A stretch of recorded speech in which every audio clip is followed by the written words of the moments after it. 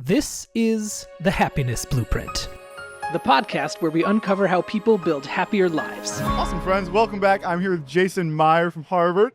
Jason, thanks for taking the time to come chat with us here. Thanks for having me. Happy to be here. I would love to first understand, what is your role in Harvard? So I know we're at NACA, we're all involved in collegiate events here. What's your role specifically? Yeah, at Harvard, in my day job, I'm the Associate Dean for Student Engagement. Incredible. And I specifically work with the undergrads. Incredible. And I understand you've been there for a while, so you're very familiar with all the ins and outs of it all? Yeah, we just hit year 4, so I'm in my senior year, I think. Incredible. Okay. Excited for commencement next January. Awesome. Get a Harvard degree, I think. Incredible. Yes, you've earned one, certainly.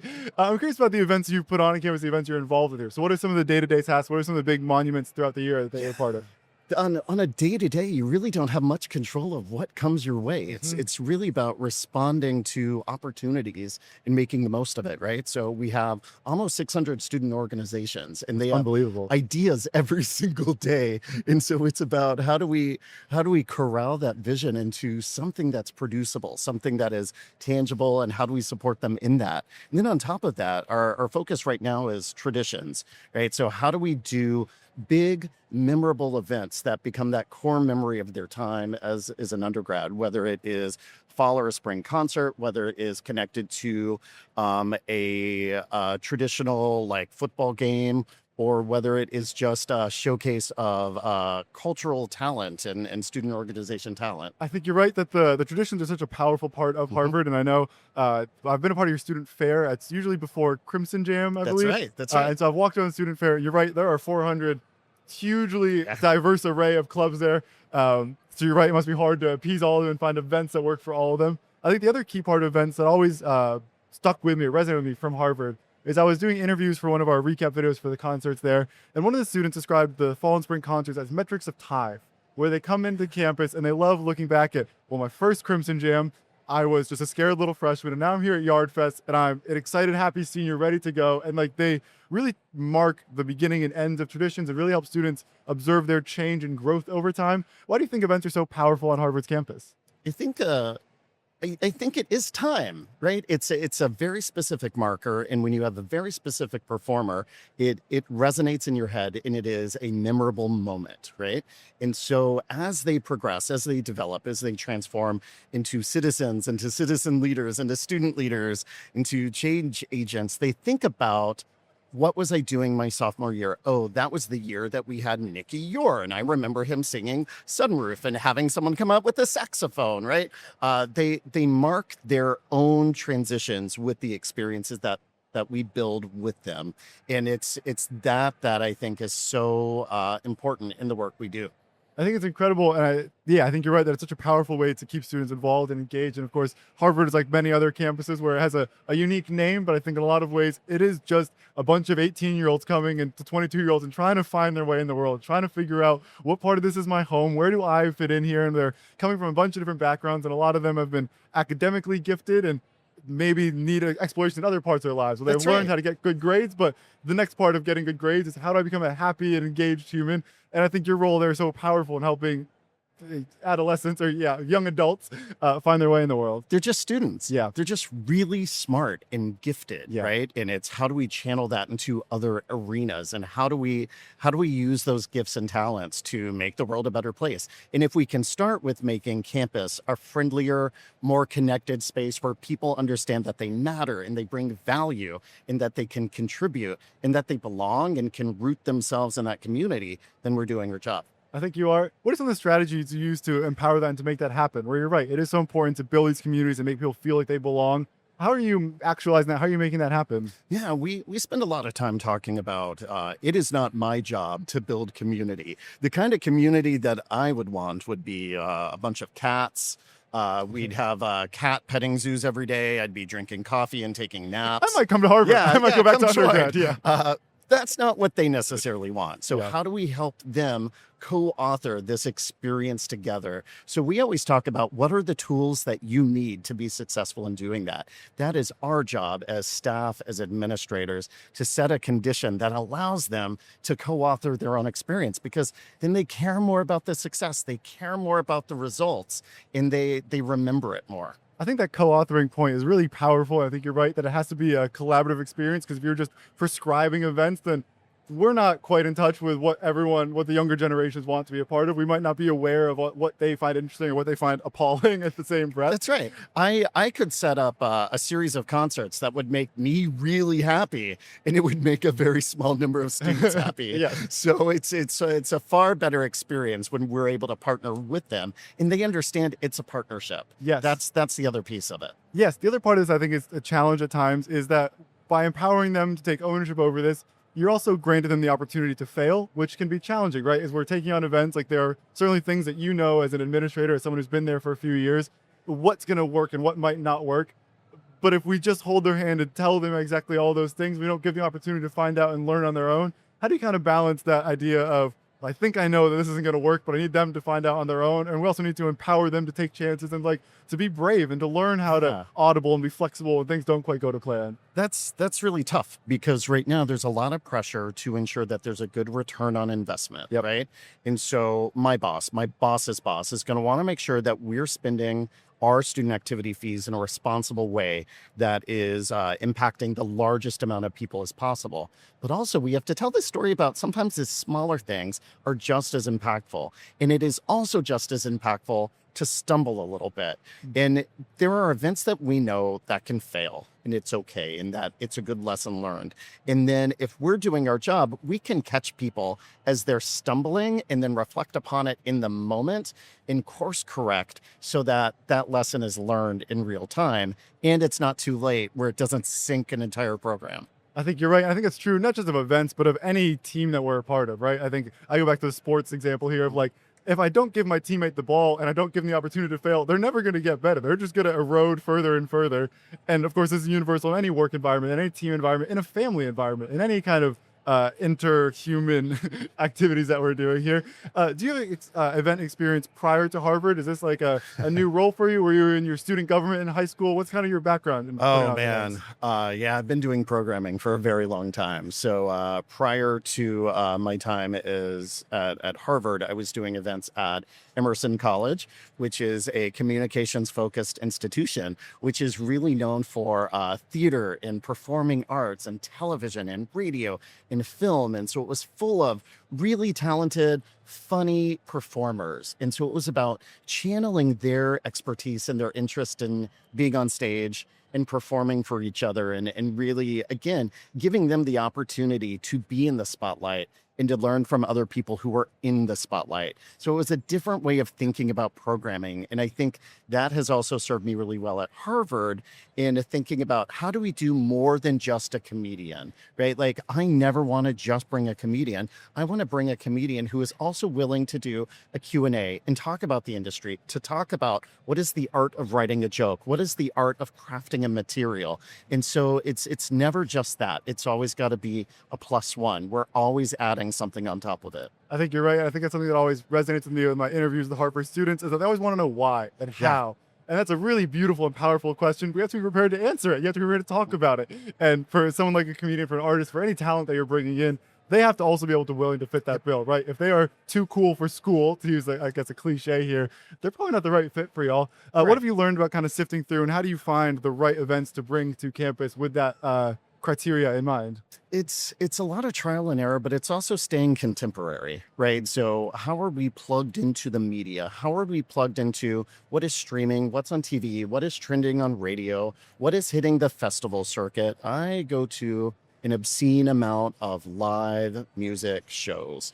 And when I go to, say, like a music festival, you bet I'm there at 1 p.m. I'm going to catch the first act of the day because you don't know who you're going to see there and who that person is going to become. Did I catch Noah Kahan at like 4 p.m. at a music festival? Absolutely, right? I saw maybe 10 years ago, Lizzo play a 15-minute set at 12:30 in the afternoon with maybe 20 people. That's awesome. So when you are allowing yourself into those spaces, being open to, you're not just there for the headliner, you're there just to see everything and to take it all in. And I think that allows you to pick up on what's going to be next. Yep. It's funny you say that. I just had a conversation the other day. GBM6, we often talk about how we would love to have Taylor Swift at our concerts, but we can't afford it. So how do we make this event legendary without having these $1 million artists? And the school I was talking with looked at me and goes, well, we actually had Taylor Swift. It was in 2007. Yeah. And I was like, well, that's it. That's exactly what we're talking about here is hopefully we can bring the artist to campus who does blossom. You're right, with like the Noah Con at 4 p.m. But that's a hard gamble to make. And you really have to have your ear to the ground to make these things happen. You do. You've got to pay attention to what's happening in the industry and to be brave enough to take a chance on something. And I think that comes by asking the right people the right questions and surrounding yourself with other professionals who are in the middle of that industry as well. So when we surround ourselves with smart, clever people, we all benefit from that. This episode of the Happiness Blueprint podcast is brought to you by Vibarks. Goals, budgets, and KPIs can tell you what happened, but they don't tell you how people felt while doing the work. Happiness is the most important metric of all, and it needs a system. Vibarks is that system for prioritizing your mental health and tracking emotional metrics for individuals, teams, and even projects. Users submit a weekly 2-minute check-in online or in the app for metrics like happiness, stress, and utilization. Then, Vibarks processes that data into quantified metrics that help spot patterns, celebrate wins, and encourage support where needed. Personally, I loved using Vibarks with my team at GBM6. It felt like such a great way to check in with myself and make sure I'm hitting both my professional and my personal goals. I especially love that it asks me for 3 things that I'm happy about every week. During busy season, I find that things can feel a little chaotic and stressful, so this has felt like a really great tool to reframe my focus and make sure I'm aware of how many great things are happening around me, even in the most stressful moments. Vibarks is free forever for individuals, .edu teams, and .org teams. All other organizations can start with a 60-day free trial and then pay just $5 per user per month to build a healthier, happier, and more engaged workplace. Check out the link in our description to get started on your own journey towards a happier personal and professional life. Thank you to Vibarks for sponsoring today's episode. All right, back to the show. It sounds like you've done a great job of surrounding yourself with smart, clever people here, which is a skill in and of itself, right? I think it's so easy to want to be the expert in the room and be self-conscious when someone else's expertise is, challenging yours or rivaling yours. What have you learned about managing teams and managing people when there are so many smart people in the room? How do you get all the synergies going and manage the egos? Because I think oftentimes when there's that many smart people in the room, they're all used to being the smartest person in the room. And when they're all in one room together, there is that hierarchy that is now different than they're used to. What have you learned about managing teams of people? I never want to be the smartest person in the room. Yeah. I want to be the person who can sit back, collect bits of information, and turn it into something else. So if I can synthesize ideas, I can be strategic about how I deliver something else, right? So take a little bit from here, a little bit from there, and turn it into a different product, turn it into a different thought. And I've been really intentional when I've built my team of staff and professionals and making sure that they are experts in what they do, and I can empower them to be that expert. They get to make the decisions. If they need to consult with me, they can consult with me, but they're going to make those decisions, and they're going to be the ones pushing those things through. Same thing with the students, right? You need to be recruiting and actively looking for the students who can do that. And we can guide and we can advise, and that's part of their own development. But if we're not really pushing for the best and brightest, our work isn't going to be the best and brightest. 100%. You're right. And it is about surrounding yourself with good people and being brave enough to find them, put the effort in to find them. Because I think sometimes the best and brightest aren't always the first applicants that we get. It's about being willing to put the time in to build the right team for the right job here. I have 2 questions I would love to wrap up with you here on. One of them is advice you would have for your past self. So you've been through so many different events, so many different teams, I assume different career or different positions within the same career and events. What's some advice you would have for your past self that would maybe alleviate some stresses that you face? It's such a good question. You think about so much of my work has had to be rooted in confidence, has had to be rooted with being firm in who I am and being firm in the decisions I make and having that strong inner compass. And it really had to come out even stronger when I started at Harvard, right? Like I have a fancy title at a fancy school and I'm making fancy decisions. And if I was not confident, that would not have worked in the way it is right now. And it would have been so great to have that same inner confidence much earlier in my career, right? And so, and I know that's something we all develop over time, but it would be to remind myself that I am on the right track and I am doing the right things. And this is the right way to go about something. I jokingly, I think I'm half serious when I say this.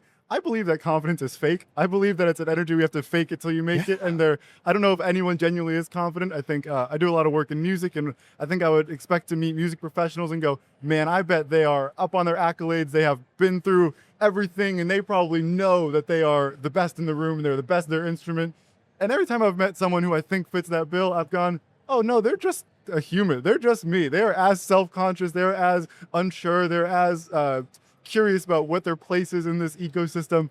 And so it's got me to this conclusion that, yes, I think confidence is real. It comes from experience, right? I think for me, it's with my camera. It's like I'm confident I can walk into the rooms because I've walked into so many rooms, and a lot of them haven't gone the way I planned, and I've been through enough of those that I go, okay, I think whatever is next, I probably can handle. I assume with events review, there's a similar thing here of a lot of events maybe didn't go to plan, but you figured it out, you've made it work.